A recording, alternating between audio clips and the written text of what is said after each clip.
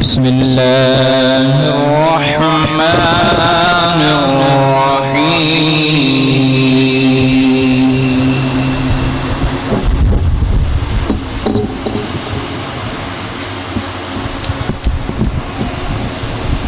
يا أيها الذين آمنوا استعينوا بالصبر والصلاة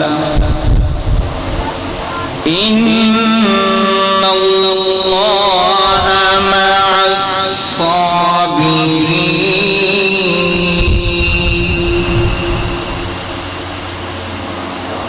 ولا تقولوا لمن يقتل في سبيل الله أموات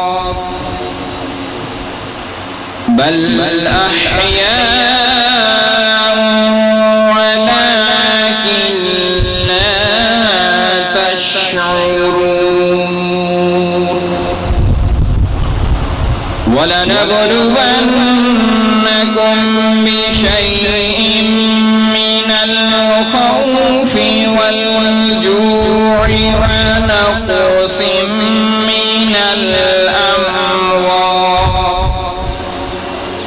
ونقص من الأموال والأنفس والثمرات